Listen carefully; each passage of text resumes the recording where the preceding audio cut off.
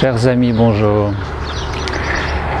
Petite vidéo complémentaire à la précédente sur la même thématique de la faim. Comment gérer la faim, certes, mais avant de pouvoir la gérer, bien évidemment, apprendre à identifier la faim ou plus particulièrement les faims, puisqu'il n'y a pas qu'une seule faim, comme vous le savez, puisque à partir du moment où nous mangeons beaucoup plus pour se remplir que pour se nourrir, c'est donc qu'il y a plus qu'une faim physique, une faim physiologique. Il faut partir sur une base de 3 faims et avec lesquelles 3 faims composées pour cultiver le fameux alignement. Vous savez, nourrir la cellule, aligner les 4 corps, expanser la conscience, et tout cela procède à la base d'un alignement. Donc, de quelle faim parlons-nous? Vous avez la faim physique, la faim physiologique, la faim corporelle. Et celle-ci, bien évidemment, demande à être satisfaite d'une manière ou d'une autre. Comment est-ce qu'on reconnaît la faim physiologique? On me pose souvent la question parce que rien n'est évident en soi et rien ne va de soi pour autant. Et c'est bien d'aborder, de décrire, de mettre des repères sur des choses qui semblent évidentes et qui ne le sont pas forcément pour tout le monde. Donc la faim physiologique, c'est tout simplement l'expression du taux de sucre dans le sang qui commence à baisser.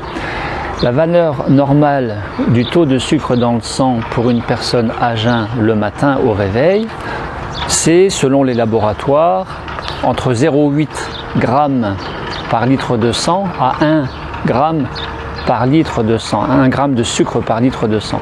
Certains laboratoires vont jusqu'à 0,7 à 1,10, ça commence à faire beaucoup. Donc 0,7, 0,8 g de sucre par litre de sang jusqu'à 1 g. Voilà. Et donc quand vous êtes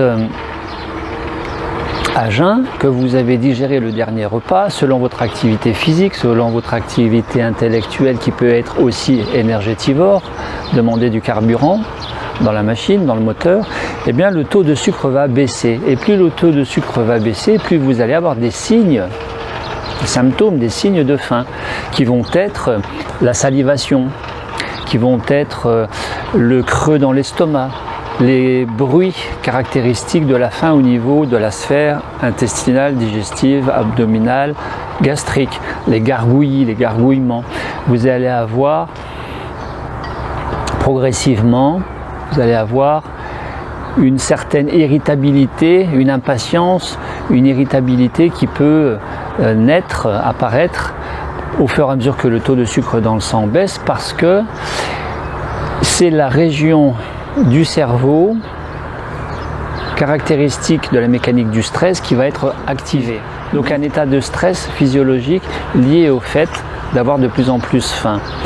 Et puis dans cette région du cerveau va être moins sécrétée du fait de la faim grandissante l'hormone de la sérénité, la sérotonine, qui fait qu'après avoir mangé, vous vous sentez mieux, vous vous sentez bien, vous vous sentez rempli, parce que le cerveau va sécréter de la sérotonine. Donc vous aurez aussi le sentiment d'avoir la perception d'avoir des jambes plus faibles. Et à cette irritabilité grandissante, vous pouvez avoir des sensations de vertige.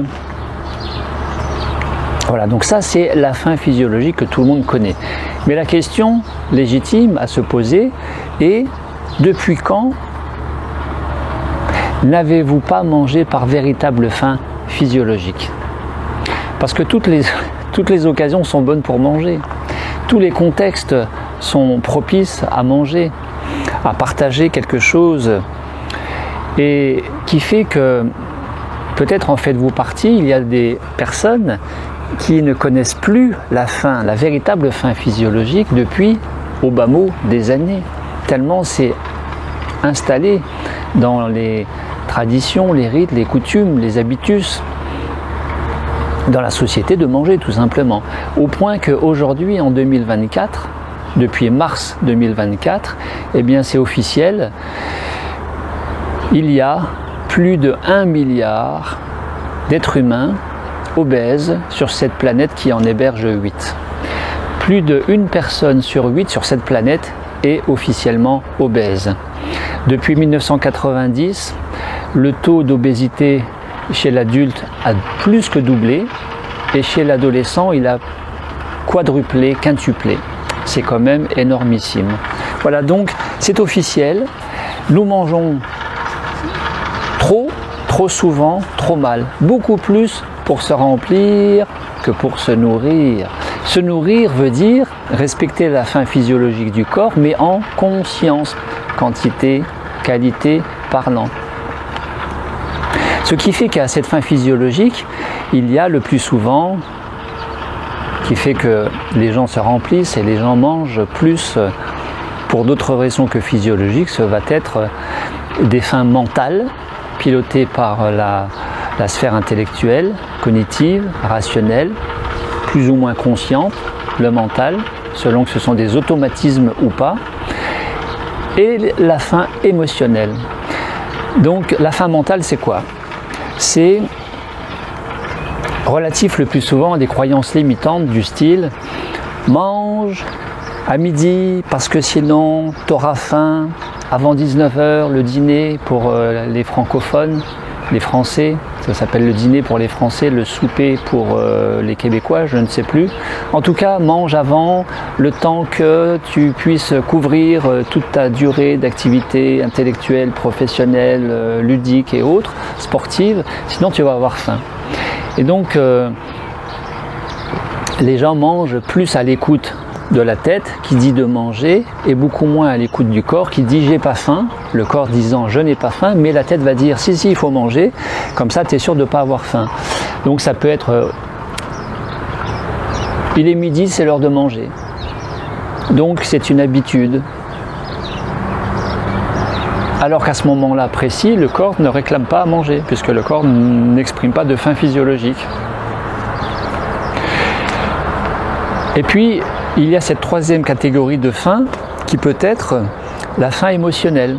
La faim émotionnelle étant que vous n'avez pas de faim physiologique, vous pouvez ne pas avoir de faim mentale et vous pouvez être pris par une émotion désalignante, déséquilibrante, perturbante, déstabilisante du style peur, colère, tristesse, honte, culpabilité, humiliation et de vous réfugier dans la nourriture comme d'autres se réfugieraient dans 3 cigarettes d'un coup fumées les unes après les autres ou dans une demi-bouteille de vin ou je ne sais quoi d'autre. Voilà, donc c'est le phénomène anesthésiant émotionnel par la nourriture comme l'alcool est un anesthésiant aussi, qu'on se sent mieux après un bon petit verre qu'avant quand on n'est pas bien. Voilà, tout le monde connaît ça. Donc la faim physiologique, vous avez faim, vous mangez, c'est normal. La faim mentale, vous n'avez pas de faim physiologique, mais vous mangez parce que vous êtes piloté par une injonction, par une croyance que vous aurez peut-être faim ou que simplement, bon bah ça passe le temps, comme ça je m'ennuie pas, je mange, etc., etc. Et puis la faim émotionnelle, vous vous sentez moins bien, vous mangez, vous vous sentez mieux, mais le corps n'a toujours pas plus demandé à manger que ça. Et c'est là où le corps va être surchargé de ce trop d'apport alimentaire, qui plus est surchargé que dans cette alimentation le plus souvent industrielle, moderne, transformée par la main de l'homme, il y a ces toxines, ces colorants, ces exhausteurs de goût, ces émulsifiants, stabilisants, etc., etc. Et donc le corps va stocker, parce qu'il ne peut pas digérer et éliminer en même temps la totalité de ce qui a été ingéré, qui plus est avec 3 repas par jour minimum. Certaines personnes sont à 4 voire 5 repas par jour avec le goûter de 4 heures comme les enfants. Et ces personnes ne sont pas si rares que ça. Donc c'est là où c'est intéressant de se poser une fois par semaine, 24-36 heures semaine, une fois par semaine, et de permettre au corps, dans une pause digestive, de le faire travailler pour la détoxination, comme d'envoyer la voiture, d'emmener la voiture régulièrement au garage pour la révision, la vidange, à défaut de quoi, tôt ou tard, tôt ou tard, et plutôt tôt que tard, la voiture va tomber en panne beaucoup plus facilement. Et bien, c'est ce qui arrive avec l'alimentation trop conséquente. Ces maladies liées à la vie moderne, ces maladies métaboliques qu'on appelle le cholestérol, qu'on appelle l'obésité, qu'on appelle le diabète, qu'on appelle tout ce qui peut être corrélé à ce trop d'apport excessif alimentairement parlant. Donc, faim physique, faim mentale, faim émotionnelle. Et bien sûr, vous avez une faim qu'on pourrait nommer quatrième type de faim, une faim contextuelle, relationnelle, selon que vous êtes à un mariage, vous êtes à un baptême, vous êtes à une réunion de famille le dimanche, que vous êtes après la compétition sportive avec le club et l'équipe au club à partager quelque chose avec l'équipe que vous avez reçue, l'équipe adverse, etc., etc. En tout cas, c'est toujours physique ou mental ou émotionnel. Vous pouvez ne pas avoir de faim physique, physiologique, et ressentir selon le contexte une faim mentale qui, rappelons-le, la faim mentale est aussi une faim mentale égotique, parce que qui dit mental dit égo. Et le mental égo va utiliser tôt ou tard les émotions pour appuyer cette faim mentale qui va devenir une faim mentale émotionnelle et qui fait que ça devient de plus en plus difficile de résister à cette faim mentale quand elle devient émotionnelle, appuyée par l'ego. Et que même si vous n'avez pas de faim physiologique au départ, que vous n'avez qu'une faim mentale émotionnelle, si vous tardez non pas à compenser par la nourriture, mais à gérer par la relaxation, le discernement, etc., etc., eh bien, la faim mentale, comme la faim mentale émotionnelle, va finir par créer des signes de faim physiologique, parce que vous avez toute la chimie hormonale qui va intervenir, la chimie neurologique, etc., etc., la chimie vasculaire qui va intervenir avec la composition sanguine, etc., etc. Donc, ce que je voulais vous suggérer, c'est que plus vite, plus rapidement, vous êtes en auto-observation de vous-même et que vous apprenez à distinguer la faim mentale, physiologique et émotionnelle, plus ça va être facile à gérer. Plus vous tardez, plus ça sera difficile. Alors autour de la thématique de la faim, j'avais ces quelques réflexions, hypothèses, questionnements qui m'ont été transmis et que je vais voir avec vous dans le détail. Certaines personnes disent qu'en pause alimentaire, et surtout en pause alimentaire conséquente, vous faites 3 jours, vous faites 7 jours, 14 jours, 21 jours, vous faites une pause alimentaire pranique, un processus pranique. Il y a des gens qui font une semaine de jeûne tous les étés, tous les ans. J'ai connu des gens comme ça, très bien. Eh bien, certaines personnes disent que les 3 premiers jours sont les plus difficiles. Les 4 premiers jours sont les plus difficiles quant à ne plus ressentir de faim physiologique. Eh bien, c'est faux. C'est archi faux.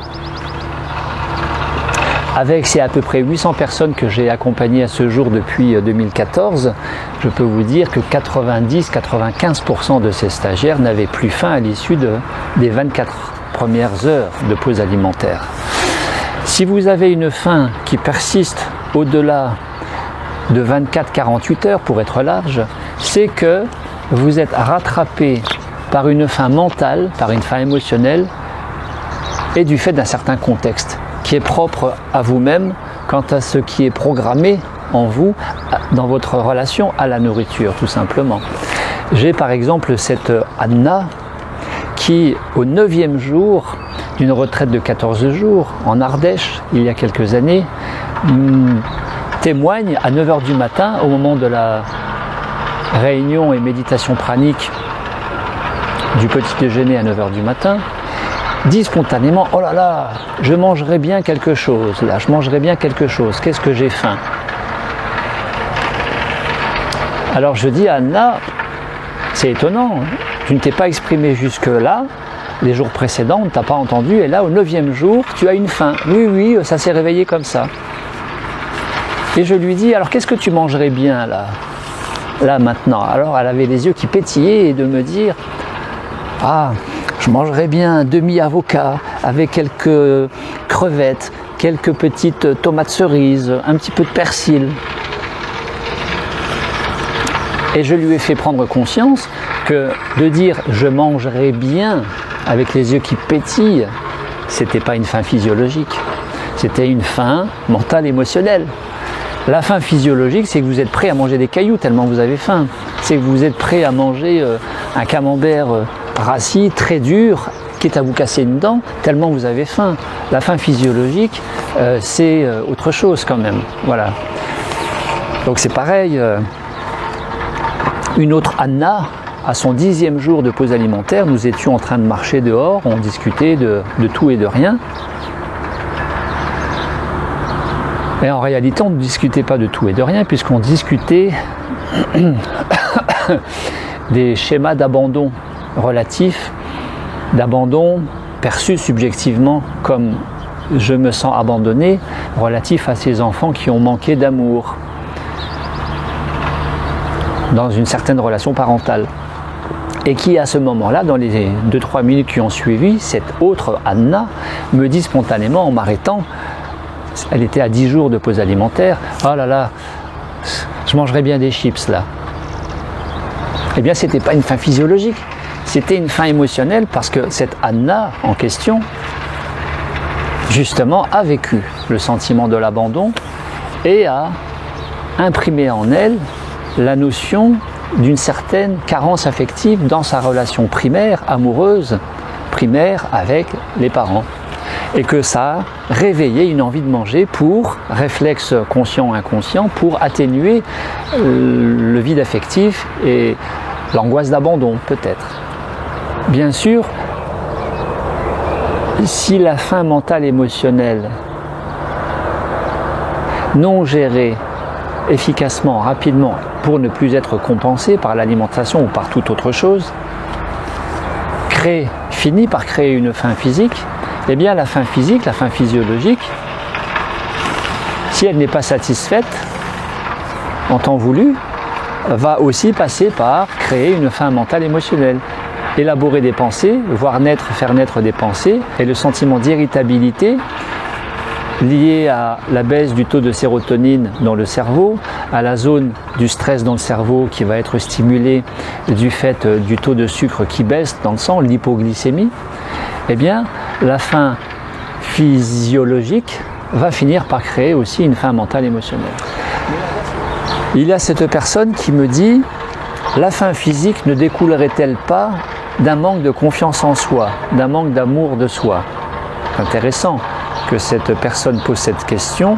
J'aurais voulu lui demander en quoi est-ce que peut-être elle se sentirait concernée par cette question, par le fait de poser cette question et pas une autre question. Eh bien, la faim physique ne découlerait-elle pas d'un manque de confiance en soi, d'amour de soi? Bien évidemment, mais pas uniquement. Vous avez un manque de confiance en vous, un manque d'estime de vous, un manque d'amour de vous. Cela peut créer une relation distordue, une relation biaisée, faussée, à la nourriture, bien évidemment, puisque la nourriture est un anesthésiant émotionnel. Donc vous vous sentirez mieux si vous n'avez pas confiance en vous, si vous mangez, mais le réflexe alimentaire à compenser un manque d'amour de soi, un manque de confiance en soi, n'est pas le seul réflexe possible. Vous vous aimez moins que, vous avez moins confiance que, vous êtes moins sûr de vous que, vous pouvez très bien ne pas vous ruer sur l'alimentation, mais vous ruer sur la cigarette, sur l'alcool, sur le sexe à outrance, ou sur l'absence de sexe total à outrance pendant des années, ou les jeux informatiques, ou la dépendance au travail, le workaholisme, ou tout simplement l'héroïne, la cocaïne, le hashish, cannabis, etc., etc. Tout est possible, bien sûr. Cette même personne qui me dit « La faim physique serait une illusion, car si la faim mentale et émotionnelle est gérée, il n'y a pas de faim physique. » Ce à quoi je rajoute 3 points d'exclamation. C'est pas parce que vous êtes hyper compétent, hyper efficace, champion de la gestion de la faim mentale émotionnelle que vous ne connaîtrez plus de faim physique. Ce n'est pas dans ce sens-là que ça marche. Donc la faim physique n'est absolument pas une illusion, c'est une réalité, parce que tout moteur, toute usine, et le corps est une usine du point de vue chimie, a besoin d'un carburant, a besoin d'une énergie. D'où qu'il est possible de ne pas manger pendant des années, ça s'appelle l'état pranique, mais il est impossible de ne pas être nourri d'une manière ou d'une autre. Ça s'appelle soit manger, soit être nourri de la présence ici maintenant au présent. Les états méditatifs créent une énergie, courant induit de Foucault, champ électromagnétique, champ scalaire, champ torique, qui créent une énergie et qui vont nourrir la cellule. Nous pouvons ne pas manger pendant des années, mais nous ne pouvons pas ne pas nous nourrir. Nous ne pouvons pas vivre sans être nourris, sans apporter une certaine énergie grossière, c'est ce que vous achetez au magasin, plus subtil, plus raffiné, c'est partout, le prana partout, mais de toute manière il faut une énergie. Et même si vous gérez la faim mentale émotionnelle, si le corps n'a pas sa dose d'énergie, il va réclamer cette énergie par une faim physiologique tout simplement. Bien sûr, enfin, la faim est influencée par le niveau de conscience. Si vous avez, vous savez, la fameuse pleine conscience dont on parle beaucoup, merci Christophe André, merci Mathieu Ricard, mais la pleine conscience, elle est soit sensorielle, pleine conscience sensorielle, en relation avec l'extérieur par les organes des sens, et en fonction de cette faim sensorielle, oui, je suis juste derrière l'église, merci l'église, derrière cette faim sensorielle, eh bien vous êtes relié à vous-même et à l'extérieur par les organes des sens, et c'est ce stagiaire qui dit moi quand je vois une pomme sur l'arbre, eh bien c'est fait pour être mangé, parce que tout simplement par l'organe de sens, la vue, et par le toucher et l'olfactif, il est identifié à la pomme ou à la fraise ou à la poire ou à la mirabelle sur l'arbre ou dans le champ ou sur le buisson. Eh bien vous aurez même l'intention et la tendance nette à manger, à consommer, même s'il n'y a pas de faim physiologique. C'est la faim sensorielle. En soi, il n'y a pas de problème, bien sûr. C'est juste une histoire de conscience. Soit vous êtes dans l'identification, le conditionnement, et donc la limitation, et vous aurez tendance à manger trop souvent, trop mal. Soit vous êtes dans le discernement, prendre de la hauteur, dans une conscience lucide, discernée, maîtrisant la faim mentale et émotionnelle, et vous serez moins dans une conscience, pleine conscience sensorielle, jusqu'au point de s'identifier, et vous serez davantage dans une pleine conscience d'unité, considérant que la pomme qui est sur l'arbre n'appelle pas forcément une faim, parce que vous êtes déjà nourri de cette pleine conscience d'unité. Et qui plus est d'avoir transcendé le moi égotique en un soi extatique, le fameux éveil de conscience, eh bien, vous êtes nourri du tout, par le tout, parce que conscience éveillée, une fois encore discernée, maîtrisée. C'est le principe de ces enfants qui jouent et qui sont nourris par le jeu, et que la mère de famille va appeler les enfants à table, et qu'elle doit les appeler 3-4 fois parce qu'ils disent, ils entendent à moitié et puis ils disent « Oh c'est bon, je joue ».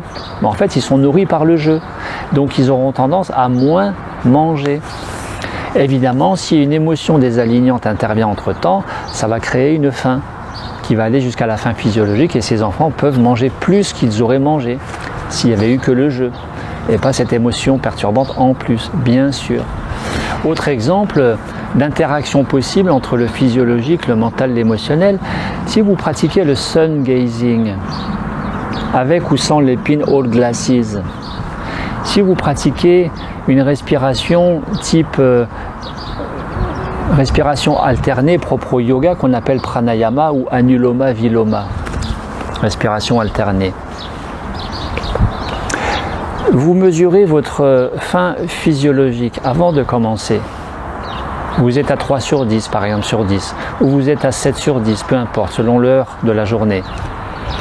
Vous pratiquez du sun gazing, ou vous pratiquez du pranayama, ou vous amusez comme les enfants, vous êtes calé dans le ici et maintenant au présent, ce à quoi vous vous consacrez, comme par exemple la marche en conscience de Thich Nhat Hanh, eh bien vous aurez tendance à avoir moins faim physiologiquement, même s'il y avait une faim à 3, à 7, à 8 sur 10, vous aurez tendance à avoir moins faim parce que vous serez déjà nourri par l'énergie créée par le fait d'être au présent au travers de cette activité, le jeu, le travail, le se faire plaisir, se faire du bien, tout simplement. Sun gazing, pranayama, méditation, yoga, tai chi, tout ce que vous voulez. Alors merci à Frédéric, je vais profiter en petit cas concret de ce que Frédéric a transmis officiellement. Merci pour cette vidéo précédente sur comment gérer, maîtriser les faims ou la faim en processus pranique. À chaque fois que j'envisage un processus pranique, mon corps me réclame à manger toutes les 2 heures, c'est très déstabilisant. Alors on va dire, oui, mais ça c'est, tu y penses au processus pranique, donc ça te crée une angoisse à l'idée de ne plus manger pendant X jours, donc ça te crée une faim. Alors on va dire que ce sera une faim psychosomatique, psycho-émotionnelle, peut-être, mais peut-être pas. Parce qu'il existe ces personnes, qu'elles soient dans un certain embonpoint comme Frédéric, avec un excès d'IMC, un rapport poids-taille excessif, ou ces personnes qui sont sur un rapport poids-taille tout à fait dit normal, et même mince, qui ont une tendance au niveau du pancréas de créer trop d'insuline et régulièrement ou par effet émotionnel, qu'on appelle l'hyperinsulinome. Et ces gens qui créent de l'hyperinsulinome vont avoir tendance à faire des malaises plus facilement, vont connaître une faim physiologique plus facilement et plus rapidement. Peut-être il y a un déclencheur émotionnel, peut-être pas. Il faudrait vérifier. Donc j'inviterai Frédéric à vérifier, à faire un bilan médical, sanguin et pancréatique, de manière à détecter un éventuel hyperinsulinome, avant de regarder l'aspect mental émotionnel de la chose. Alors là aussi, Frédéric, la question qui me taraude de te poser, puisqu'on se connaît, je tutoie Frédéric, eh bien, est-ce que Frédéric, tu jeûnes? Est-ce que tu jeûnes régulièrement? Parce que si tu jeûnes régulièrement, une fois par semaine, 24, c'est le jeûne intermittent, 36 heures, c'est un vrai jeûne complet, par semaine, tu n'es pas censé connaître cette faim qui naît toutes les 2 heures à l'idée de penser à faire un processus pranique, chose que tu n'as encore pas fait. Et je t'invite très fortement à venir nous rejoindre cette année à une prochaine session. Est-ce que tu jeûnes? Voilà, c'est une façon aussi d'entraîner le mental, l'émotionnel et d'entraîner le corps à la pause alimentaire et d'aligner tout ça au présent. C'est ça la clé du processus pranique. Je n'avais pas la dimension mentale, merci pour cette vidéo. Je n'avais pas la dimension mentale. Permets-moi, Frédéric, d'exprimer une surprise certaine. Je suis assez surpris parce que toi qui es professionnel de la santé, eh bien la faim mentale, comment est-ce que tu faisais jusque-là? Quand tu ressentais une faim, ça veut dire que tu mangeais, c'était compulsif. Je suis assez surpris. Il n'y a pas de jugement là-dessus, mais je suis assez surpris. J'aurais bien voulu avoir un complément. Comment est-ce qu'on peut passer 50 ou 55 ans de sa vie sans avoir la moindre notion de la faim mentale? Je suis assez surpris. Donc Frédéric, qui connaissait une faim physiologique à 10%, émotionnelle 10% et mentale 80%. Mental 80%. C'est intéressant parce que si là le mental est à 80% en termes de faim, c'est clair que le petit 10% de faim mentale va forcément augmenter tôt ou tard. Si la faim émotionnelle n'est pas gérée, dans la maîtrise, dans la conscience, dans l'efficacité et rapidement, elle va entraîner une activation de la faim mentale et va créer des signes et des symptômes de faim physiologique. Tout ça, c'est interagissant l'un avec l'autre. C'est ça qui est intéressant à regarder. Après avoir pris conscience à l'issue de la vidéo de ce rapport sur 100% de ces faims physiques, mentales, émotionnelles, eh bien, l'envie de manger est tombée, l'envie de manger a disparu.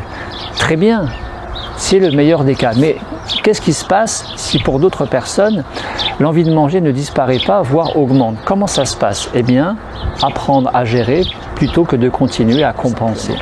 Merci à Frédéric pour ce témoignage que j'ai partagé à l'occasion de cette causerie sur le discernement des faims.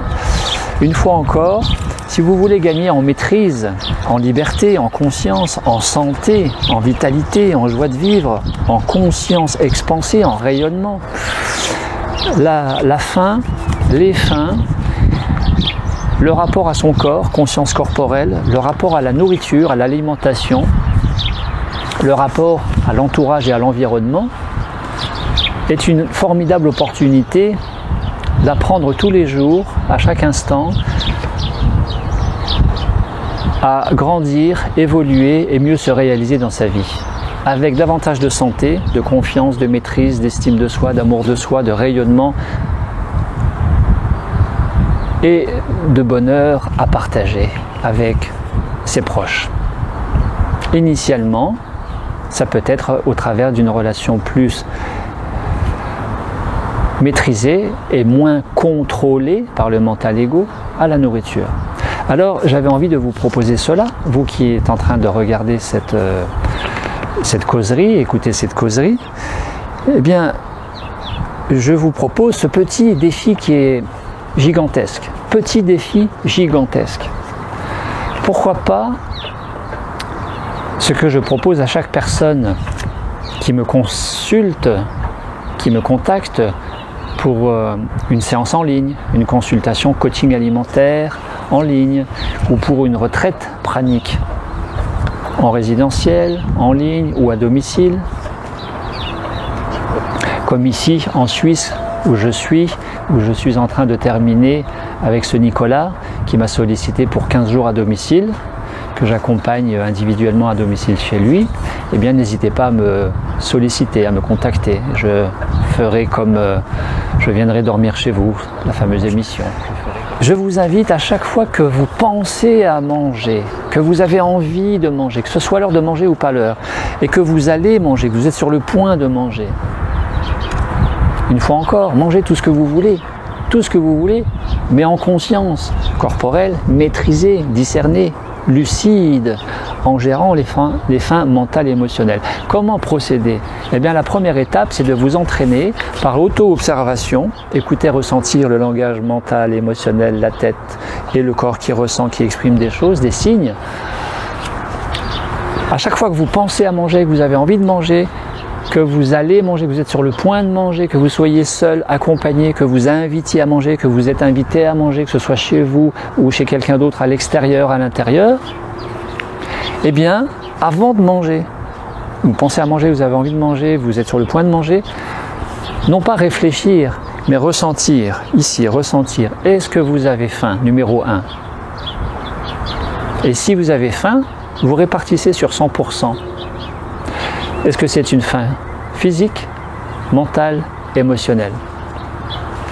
Première étape. Vous résumez cette faim globale, faim physique, mentale, émotionnelle, par une faim. Voilà, j'ai faim à combien sur 10 ou à combien sur 100%.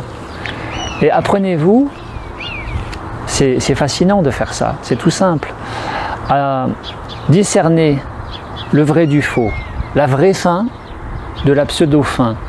Parce qu'une fois encore, nous avons tous tendance à manger trop souvent, trop mal, plus pour se remplir que pour se nourrir. Et vous en faites certainement partie aussi. Est-ce que vous avez faim? Oui ou non? Est-ce que le fait d'avoir regardé cette vidéo vous a donné une faim? Est-ce que ça vous a donné envie de manger? Oui ou non? À combien sur 10? En pourcentage, à combien sur 100? Est-ce que c'est une faim physique, mentale, émotionnelle? Et dans un deuxième temps, je vous invite à me contacter. Venez en stage résidentiel, faisons un processus, une pause alimentaire en ligne ou sollicitez-moi pour une consultation d'1 heure. Voilà. Merci à vous, bon appétit. La vie est un véritable festin. À bientôt.